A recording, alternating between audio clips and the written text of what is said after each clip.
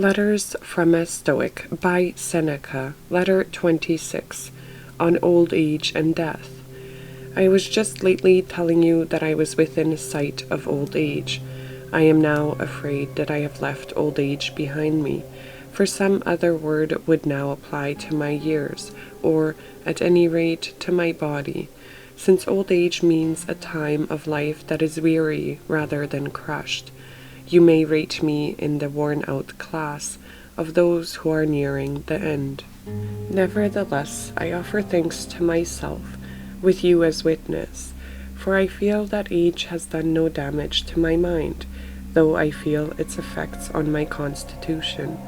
Only my vices, and the outward aids to these vices, have reached senility. My mind is strong and rejoices that it has but slight connection with the body. It has laid aside the greater part of its load. It is alert. It takes issue with me on the subject of old age. It declares that old age is its time of bloom. Let me take it at its word, and let it make the most of the advantages it possesses. The mind bids me do some thinking and consider how much of this peace of spirit and moderation of character I owe to wisdom, and how much to my time of life. It bids me distinguish carefully what I cannot do and what I do not want to do. For why should one complain or regard it as a disadvantage, if powers which ought to come to an end have failed? But, you say, it is the greatest possible disadvantage to be worn out and to die off, or rather, if I may speak literally, to melt away. For we are not suddenly smitten and laid low, we are worn away, and every day reduces our powers to a certain extent. But is there any better end to it all than to glide off to one's proper heaven, when nature slips the cable? Not that there is anything painful in a shock and a sudden departure from existence. It is merely because this other way of departure is easy, a gradual withdrawal, at any rate, as if the test were at hand, and the day were come which is to pronounce its decision concerning all the years of my life. Watch over myself and commune thus with myself. The showing which we have made up to the present time, in word or deed, counts for nothing. All this is but a trifling and deceitful pledge of our spirit, and is wrapped in much charlatanism. I shall leave it to death to determine what progress I have made. Therefore, with no faint heart, I am making ready for the day when, putting aside all stage artifice and actor's rogue, I am to pass judgment upon myself, whether I am merely declaiming brave sentiments, or whether I really feel them, whether all the bold threats I have uttered against fortune are a pretense and a farce. Put aside the opinion of the world. It is always wavering and always takes both sides. Put aside the studies which you have pursued throughout your life.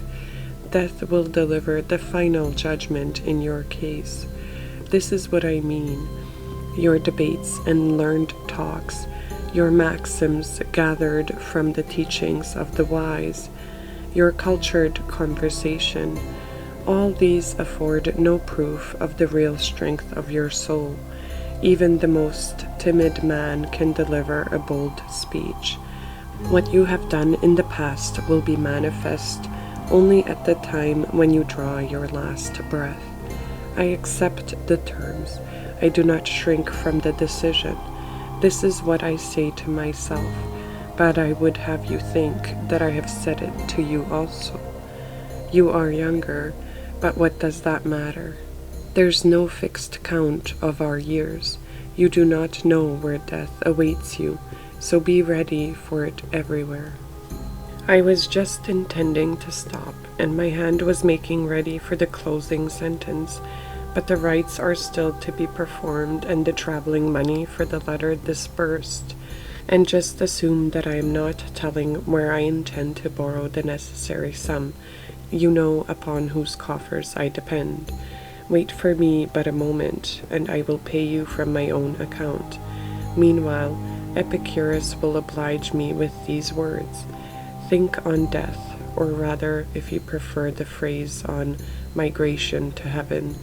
The meaning is clear, that it is a wonderful thing to learn thoroughly how to die. You may deem it superfluous to learn a text that can be used only once, but that is just the reason why we ought to think on a thing. When we can never prove whether we really know a thing, we must always be learning it. Think on death. In saying this, he bids us to think on freedom. He who has learned to die has unlearned slavery. He is above any external power, or, at any rate, he is beyond it. What terrors have prisons and bonds and bars for him? His way out is clear. There is only one chain which binds us to life, and that is the love of life. The chain may not be cast off, but it may be rubbed away, so that, when necessity shall demand, nothing may retard or hinder us from being ready to do at once that which at some time we are bound to do. Farewell.